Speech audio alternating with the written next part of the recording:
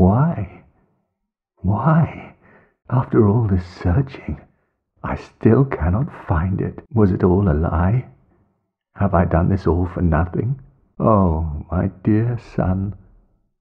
What now? What should I do? My son.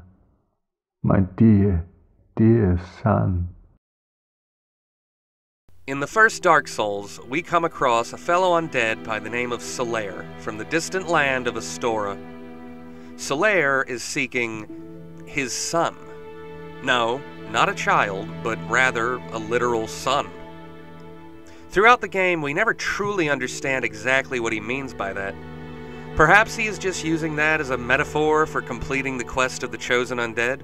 He does, after all, state that he became undead for a certain purpose, which seems to imply he either intentionally became cursed, or he is attributing greater meaning to his coincidentally accursed status.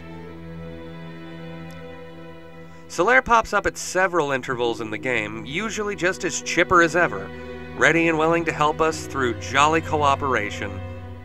Until... Oh, hello there. Forgive me. I was just pondering about my poor fortune. I did not find my own son, not even in Anor Londo, nor in Twilight Blighttown. Where else might my son be? Lost Izalith? Or the tomb of the Grave Lord? Solaire finally begins to falter. He begins to wonder if there's any real point to this quest, if those around him are just humoring him as they secretly roll their eyes and ridicule him behind his back. By the time we find him in Lost Izalith, he's completely broken down. This character arc brilliantly demonstrates, to me at least, the effects of depression. Often the depressed are, on the surface, grossly incandescent. Friendly, with a desire to help others, maybe they're even a bit of a jokester, always trying to get a laugh out of those around them. Throughout his quest, Solaire reassures himself that he will find his son, that what he is doing is right. But the more he fails, the more the quest drags on, the more time he has to doubt himself. Those of you who have struggled with depression can probably relate. Maybe your son was another person, someone you thought you'd be with forever and ever like in a fairy story. Maybe your son was a vocation that wasn't the norm, something others told you could never achieve, but you pursued it earnestly all the same. Perhaps your son is even just as simple as having something to leave behind as proof of your existence. Just something that reached other people and will live on in their memory. Of course, these things don't always work out. Love falters and vanishes, even if you were always true to the one you cherished. Careers can end in failure or never even find traction, in some way vindicating the naysayers. And not everyone can be remembered. Even those that are will be forgotten in just a cycle or two.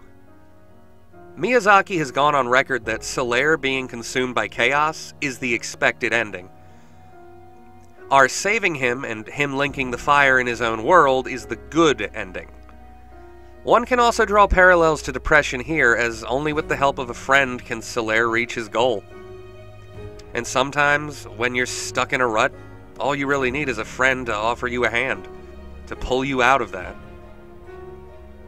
All the Souls games contain a character like this in some form or another.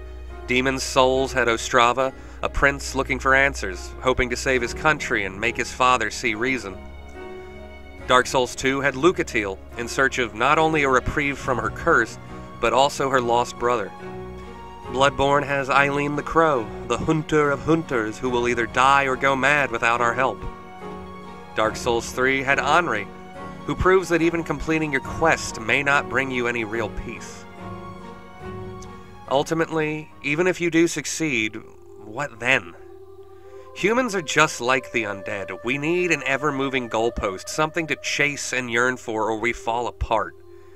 We're doomed to age and wither, doomed to loss of self, doomed to suffer betrayal and failure and pain. At the very least, an undead breaks and goes hollow. At the very least, they have the luxury of forgetting.